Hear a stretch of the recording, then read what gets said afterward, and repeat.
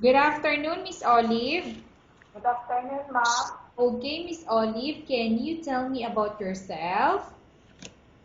I'm Olive Balag. I'm 25 years old.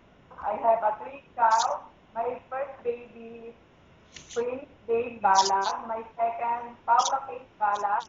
The third, Raymond Balag Jr. I have a husband, Raymond Balag. My father's name, Bernadette Dionisio. My mother, Marites Dionisio. Okay, I have few questions for you to answer, so let's start. Why do you want to work as a maid? I want to earn money, ma'am, Why you choose Malaysia when there is a lot of other country? because Malaysia is near the Philippines, ma'am. How are you qualified for this job? Because I hard working, ma'am, and I love my work, ma'am. May I know what is your education level is? High school graduate, ma'am. What is your recent working experience? I'm a sales lady, ma'am, and I work as a maid, ma'am, there in the Philippines. Have you worked abroad before? No, ma'am. Do you have experience of taking care of baby? Yes, ma'am. And whose baby you are taking care of? My three children, ma'am. What about elder people or older people? Do you have experience taking care of an elder? Yes, ma'am. And whose elder you are taking care of? Mrs. Roque, ma'am. Who is Mrs. Roque? My boss, ma'am. Okay, so My daughter. okay. How old is your boss or your employer when you take care of her?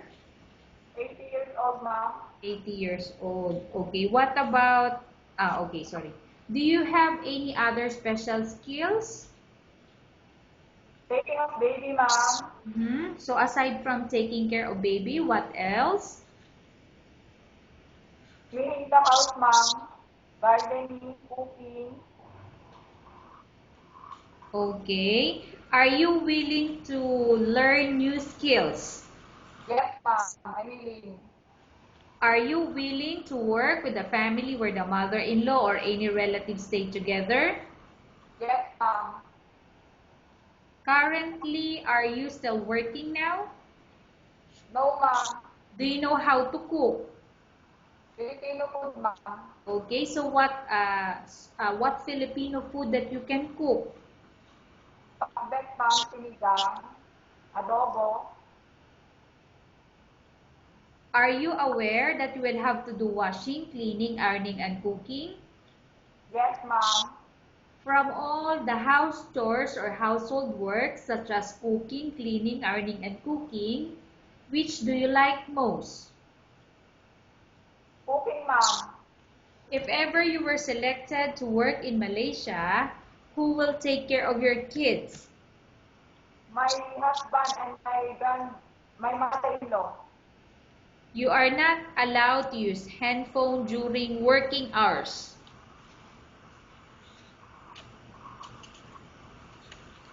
Miss Olive, can you please answer the question?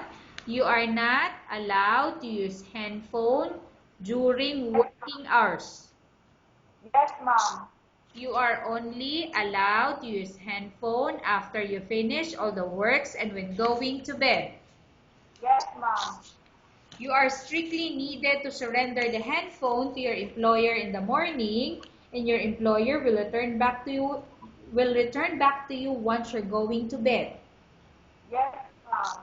If ever your employer finds out that you're abusing your handphone and it's affected your work performance, your employer will confiscate your handphone and you're not allowed to hold it anymore. Instead, your employer will allow you to call to your family 3 times in a month.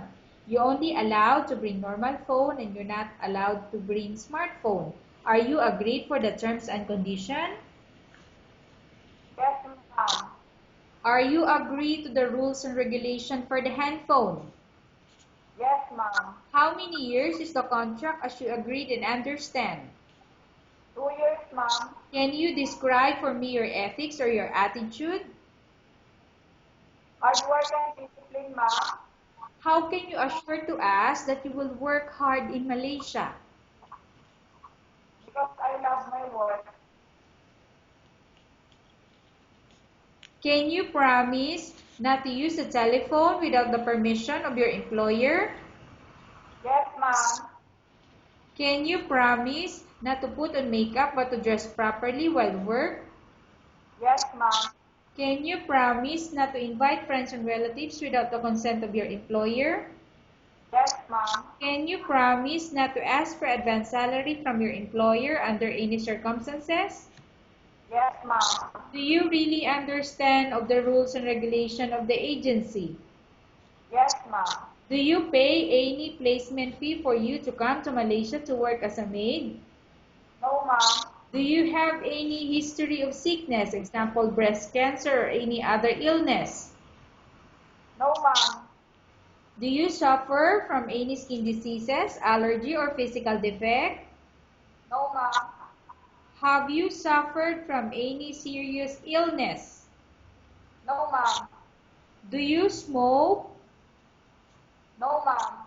Have you undergone any operation? Yes, ma'am. May I know what operation you underwent? My first baby, I'm cesarean, ma'am. Okay, so when was the last time you underwent cesarean? That's 7 years, ma'am. 7 years ago? Yes, ma'am. Okay, so what year is that? 2008, ma'am. 2008, okay. Are you medically fit? Yes, ma'am. Are you in any medication? No, ma'am. Are you allergic with any food? No, ma'am. Are you prepared to work for the employer of any race? Yes, ma'am. Are you prepared to eat the type of food taken by your employer? Yes, ma'am. Are you afraid of being left alone in the house? No, ma'am. Are you afraid of dogs or other pets? No, ma'am. Can you promise to work according to instruction from your employer? Yes, ma'am. Do you have any immediate family working in Malaysia? No, ma'am. Okay, Miss Olive, we have finished our question section. Let's go to case study. I have a case study for you and I want you to answer me truthfully. Upon arrival in Malaysia within 6 months, if ever any of your family members pass away, what will you do? Will you continue to work till finish your contract or you will go back? I will continue my work, ma'am, until I finish my contract, ma'am. Tell us about yourself and why do you want to work in Malaysia as domestic helper? I'm Olive Balag. I'm 25 years old. I have 3 children.